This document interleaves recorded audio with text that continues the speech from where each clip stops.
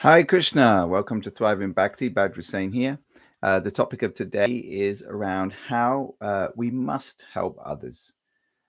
Thriving Bhakti, for those who are not familiar, is a channel, but also has a program behind it, a private program of coaching and helping devotees to get the mindset and habits for a successful life in Bhakti, and really dealing with the human experience, particularly when we're going through the stages of anartana vritti, the beginning stages of bhakti, the challenges that we're going to face, and how a lot of the struggles we have in bhakti come from a lack of skill set and mindset.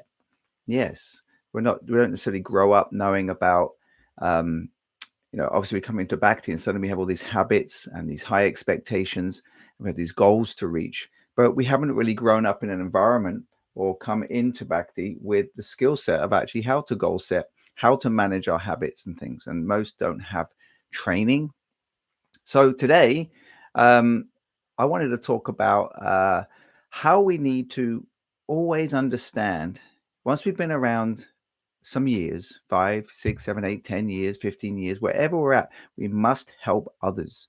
And it's about, the reason I bring this up is because I'm trying to bring out an elephant in the room a little bit about how devotees, we all have our invisible struggle. We go to the temples, we go to the programs, Hari Bol Prabhu, Hari Krishna, everything looks all rosy, everything's fine, I'm all good. But actually, we all have struggles. We all have to struggle with our temporary body and minds until we reach very high stages of bhakti where those things don't really affect us anymore. And that's a goal, could be a many lifetime goal. So how do we deal with this on the ground? So if you're an ordinary devotee like me, who's just simply been around a while, or maybe even new, and you just want to be able to relate to the journey you're having on the human experience level, as well as the bhakti side of things as well, your spiritual side, because Krishna consciousness, and this is the point I'm making, is that it isn't easy. The process is easy. What we actually have to do is easy. We chant Hare Krishna. We associate with devotees. We have our core habits, right? But to practice Krishna consciousness in the material world with all the influences and things going on around us, and right now it's getting distraction, and the ability to be distracted is increasing due to algorithms and social media, and the marketing levels are just on a whole new level. But also, we also have our temporary bodies and minds, and that's a struggle. And also, why is that a struggle? Well, for many of us, coming from broken families, trauma backgrounds, substance abuse, so many intricacies, um, some kind of, no one in this age generally now, as we can see, is growing up in stable families, with stable relationships, psychologically and emotionally. Many of us are coming into bhakti or have been in bhakti a while, and we're still dealing with some of the baggage of the past. So Krishna consciousness is a struggle, and it's like the elephant in the room. It's like, are you okay, Prabhu? Well, it's not like we go around telling everyone of our problems. That's not my point. My point is that we need to make ourselves available to help others, no matter what our experience is. So if we've been around 5, 10 years, we can help others who are just beginning. Just like in marriage, I get marriage guidance, and I go to persons who've been married twice as long as me, because it's a struggle. There's difficulties, there's challenges, there's pitfalls, there's a lot of emotions and things going on. So what do? Is I reach out and say, what do I do? So, but it takes a real humility to, or at least some kind of drop of some humility, to reach out to another grihasta and say, hey, I'm struggling. I'm struggling with my wife and her relationship, right? How many, so humility in Krishna consciousness is understanding we're in a struggle, and the humility is the ability to reach out to others. But if we don't feel that people are available, or we don't feel like, it's either the guru or just a mentor, a general official mentor, but all of us need to be around to help others with our experience.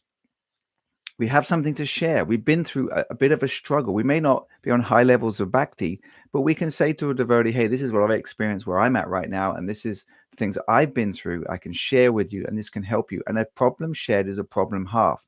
And I think this is really lacking. More so, I'd say, amongst men in general. They find it a little bit harder to open up, so to speak. But because you've been through it, and if you're honest as well, like often when I give talks, I coach in my program, people think, well, you're running a program, you must be some advanced devotee, you must be really enlightened, you must be really advanced. And I say, no, I have these problems, these problems, these problems, these challenges, these things going on, but my bhakti's still going on. They're like, oh, well, I go through that. I tell them, I've had mental, emotional challenges in my life, mental health challenges and anxiety and stuff from the past, and how that's affected my bhakti. And then other people on the group are like, oh, well, I go through this and that, and I went through this. And it's not like we go in and indulge it and become like a psychology session. No, it's just we have challenges, and because I've been through those challenges, because I've been through 20 years in bhakti or so, with challenges that everyone has in different ways. Mine has been around definitely sort of anxiety disorder and insomnia and kind of these issues, also around challenges, how that affected, my dynamics of my marriage and stuff, and how we had to navigate that through mentorship and help. Others who are in the team, I can see them having challenges, and I can share my experience, things they can do, therapies they can try, ideas, and because I've made myself available. I think I'm kind of making the point here that we've got to be available. We can get caught up in our own world, just working, coming home, being with our family, being with our kids and stuff. But we've also got to we're part of a community, and we can see young persons coming along. We can just share some of our experience and make ourselves available. It's so important that we help others. Why? So they don't have to go through the same struggles. And also, they realize that ordinary people, ordinary devotees, not big gurus or people in positions, can stay Krishna conscious through these challenges. And then so can they. Sharing our story with others, our struggles to be devotees. Like, let's take the Prabhupada Leelamrita as an example. I mean, it's just one big story of apparent setbacks and, bit of life, father passed away, challenges going on nationally, the political situation with the Gandhian movement and Prabhupada's family challenges, his business challenges, his first Jhansi sort of project to outreach and make his first devotee. Challenges. It's the struggle. And why is the Leelamrita so wonderful? It's because it's relatable. The human experience of so-called human experience of Srila Prabhupada's journey, transcendental personality, having a human experience, it's relatable. It gives us hope, gives us confidence. Of course, Prabhupada's Prabhupada, but imagine me knowing a devotee in the community, and you sit down and you build a relationship. Obviously, this is all assuming the intelligence and the common sense that you don't just go and tell people and open up all these stories like a can of worms to anyone and everyone. It's assuming we know the common sense is about building relations with people, getting to know people in the community, for new people coming along, take a genuine interest in them. And once that relationship's there and you see they're having trouble or they're having challenges, you can tell your story. And then they're like, oh, just like hearing about Prabhupada, but rather than being Prabhupada, who we see very high up, it's like, oh, so you go through that too, do you? It's like marriages, right? It's like, do people in marriage, they say, yeah, I have arguments with my wife, and we have challenges, and we have ups and downs, and we fart and burp, and we do, we have a human experience, and people are like, oh, all right, yeah. So, and then they can relate. So, we know if we've been around 10, 20 years or 30 years, whatever it is, we're always learning, we're always growing. But what we know and our wisdom, it can help others make it. Some of the persons I've helped over the last year or so, some of them have, just as examples, some quite hard mental health challenges. that they weren't talking about, they weren't necessarily revealing. They thought, well, I'll just keep reading and chanting, it'll all go away, and it didn't. And then someone knew about my program and knew a little bit about how I'm kind of just a down-to-earth person who has also had challenges, and I help people, and they reached out to me. And honestly, I've had several devotees on a call with me, and I just tell them what I've been through, and they look at me and I look at them and they cry. It was like the first time they could actually say to another devotee, I have nightmares, or I have trauma, and or I have intrusive thoughts, and I get depressed and stuff like that. And I've just been like that for years. I just found it hard to tell anyone, or I tried to relate, and that made me kind of think, how many devotees out there, and that's just one example. It can just be devotees who are like, I'm just not getting my sadhana together month after month, year after year. I'm still not reading properly. I'm struggling with the regulative principles. I'm struggling with my habits. Life's too busy. And we haven't sort of connected with someone who's had similar struggles who can help us. And it's a tragedy because so many devotees are struggling. Why? Because we're all struggling.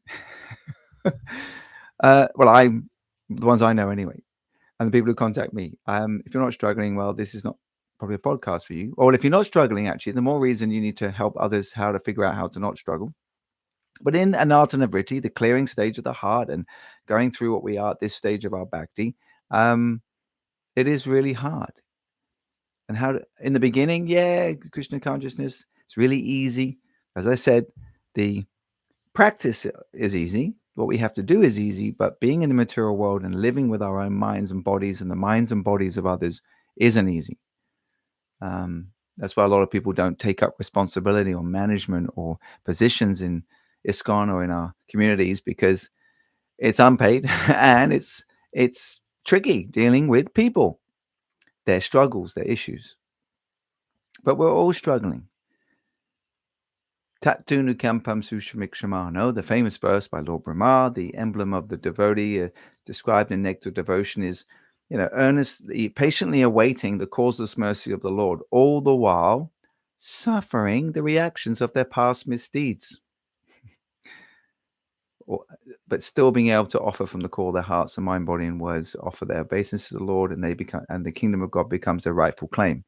So suffering, we have our suffering, and it's important that we are relating to people in our community and have people and older persons that we can relate our struggles to along the way.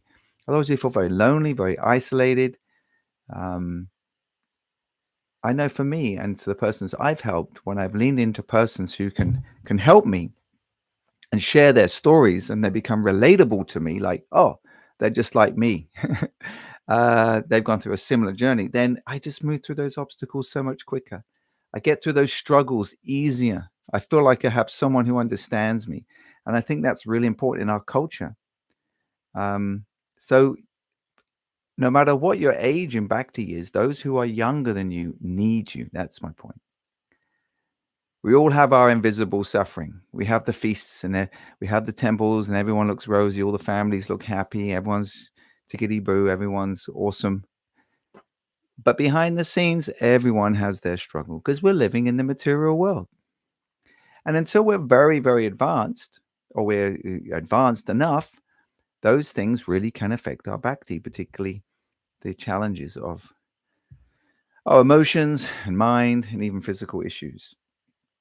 You see, the struggle stinks. We don't like it. So we have to tamsta tikshastra bhadata. We are learning in an environment, particularly in the Thriving Bhakti program. Everyone in the program learns how to tolerate and accept that every day is mixed happiness and distress, and we build emotional resilience. So what does it mean to tolerate? Well, one way of understanding tolerating, and I like to use ordinary language, not sort of necessarily spiritual quotes and shastra, is you've got to build emotional resilience. You've got to build a bit of a thick skin. You've got to know how to handle situations. And that requires intelligence. It requires fortified thinking. It requires a different way of looking at things. And that's what I address. The core issues of most of us is just the way we think about things, the mindset. So a culture of availability. And so all of us in Bhakti, in our communities, our environments, wherever we're living, could we, here's a question, could we do a little bit more to make ourselves available to juniors or even peers who are going through similar struggles, of course? Could we make ourselves more available? Am I actually, now in the name of humility, and this is a little pet peeve that I raise, often we use humility to as an excuse not to do more. Sometimes we all do it, right? Oh, but I'm too fallen. I can't really be a mentor. I don't really know anything. I'm not my guru's advanced. It's just for the advanced devotees. I'm just the lowest of the low. Um, well, if you've been around 5-10 years and you've been steady in your Krishna consciousness, that humility is an excuse, and it's not humility. Humility means that I have experience. I'm not advanced, but I have, from where I'm at right now and where I've come to, and I'm still in the process of bhakti, I can help others. I can make myself available to somebody and help them. Take a genuine interest in those in the community who are younger than me, and I can share my story with them and help them. Because I know 100% anyone you talk to in all your community, they're struggling somewhere. They have to. They have to be, because material existence is a struggle. And the question is that little bit of help and outreach could really could really aid them in moving through an obstacle that's really affecting their chanting and hearing and their ability to practice bhakti and do their duties and take care of the family. So hearing about struggles of others. So when I hear of the struggles of people who help me, people in my life that I lean into for mentorship or for guidance, their stories feed me with hope. So here's something to leave you with. Where there is fear and doubt, there cannot be hope, faith and hope. So when we hear the stories of Prabhupada, when we hear the stories of devotees who've gone through a lot, but they made it, it gives us hope, it gives us faith. And they're not ordinary stories. They're stories to please Krishna and the spiritual master. And it's so important we hear those stories. And we also have to remember that you have a story. If you've been around 5, 10, 15, 20, 30, 40 years, you have a story. You've seen repeated movies. You've seen rerun movies. You've seen things that people go through time and time again. My question is, could you just a little bit more make yourself available to those who are a few years, 5 years, 10 years, whatever, younger or less experienced than you? And could you help them? Could you make yourself available? How to make them available? That's a whole other sort of discussion. Because the festivals and in Bhakti, yes, we have the joys, we have the Bhakti process, but it's not all smiles, especially in the beginning of Bhakti. So maybe some of you who don't know me, and maybe not familiar, but I have young men live with me, it's usually around 6 a year, who have come into the Bhakti process. And I don't cultivate them or help them in terms of just go to the temple once a week or just read with them. I live with them. And I help them over 2 to 5 years rehabilitate materially and spiritually. And I've done it for me and my wife for like 10, 11 years. And we can see that it's so important that we, the older devotees, make ourselves relatable and available to those coming up behind, because they need hope. They need to hear stories that it's possible, because the struggles of the new devotees coming in are challenging. It's not easy to practice bhakti when you're coming in weathered and worn and beaten up from the material energy, from the past experiences, from the things they've done to themselves, what others have done to them. So it's so important that we don't just live a little isolated life in a little house and just take care of our family. Okay, some may do that, but at least to encourage some of you to make yourself available to those newer persons, because they need you. So that's today's talk today, about how we must help others somehow. And we don't have to be big shastrik people. We don't have to be gurus or leaders or positions, but just be a human person and connect with those coming up into bhakti and share your story. And I tell you what, when you share your story and it's genuine and it's authentic, that has a lot more impact all the time than just philosophy. And it builds real relationships with those you're cultivating. Often we just want to give them the Bhagavad Gita, just get it together, Prabhu, just chant, just do this. But do we actually build and tell our story, genuine story to others to help them on their journey in bhakti? That's more important. Prabhupada was very authentic. He would tell a lot about his past and his...